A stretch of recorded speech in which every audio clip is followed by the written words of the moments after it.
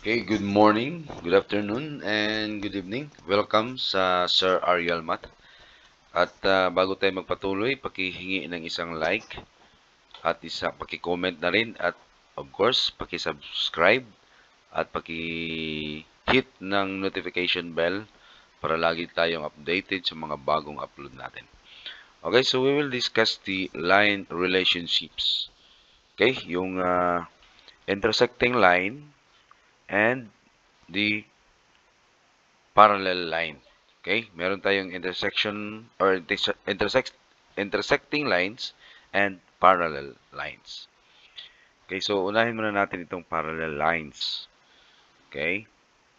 Okay, yun ang figure natin sa parallel. Okay? Kung titingnan natin yan, so meron tayong dalawang parallel line na makikita dito. This one and this one. Parallel yan. At saka ito. At saka yan. At saka itong release ng trend. Okay? Parallel yan. Okay? Marami pa yata dyan. Okay? So, parallel lines are always the same distance apart. Okay? They will never touch. Or, parallel lines, two lines that do not intersect. Para hindi sila mag-intersect. Kahit ano yan, i-extend pa natin ng mahaba. Okay? So, can you find the parallel lines? So, try to look at the figure or observe yung figure natin, yung drawing natin, kung may makikita kayong parallel lines dyan. Okay? Meron ba? Okay, so this one, parallel to sa kanyang hinahawakan, ano yan? At ito, mga parallel lines yan. Yan. Ito rin. Yan. Mga parallel lines. Parallel. Okay, so intersecting line. Intersecting lines are two lines that cross each other. Nag-intersect sila sa isa't isa. Nag-cross. Ayan. Okay, yan example ng isang intersecting line. Yan. Nag-intersect dyan. Yan ang intersection nila. Ito rin, ito yung intersection nila. Okay, intersecting lines. Ayan. So, madali lang to. So, can you find the intersecting lines? Okay, another figure. Ayan. Meron ba? Ayan, doon. So, yan ang intersecting lines.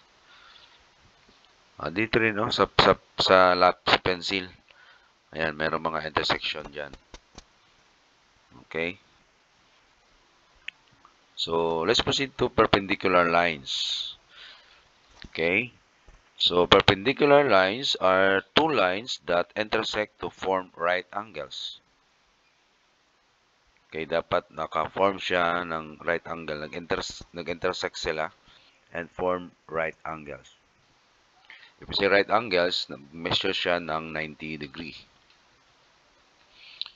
So, can you find the perpendicular lines? Okay, titingnan mo yung mga sa figure natin. Meron ba mga perpendicular lines dyan? And take note, ang perpendicular lines, dalawang lines na nag-intersect and form right angles. Okay? Ayan.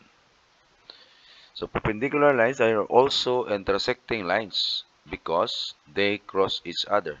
So, ang perpendicular lines also intersecting line. Kasi nag-intersect din yan yung perpendicular lines. Kaya lang, yung perpendicular lines is nag-form talaga siya ng right angles. Ayan.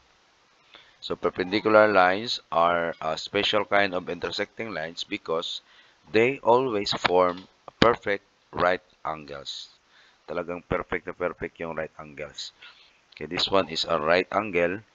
Measures 90 degree. This one right angle din yan. Ayan. So, perfect yung right angles niya. Okay. So, name its figure. Ayan. So, ang tawag yan is a point. Another one, that is a line. And another one, that is a ray. And a line segment. Then, perpendicular or perpendicular lines.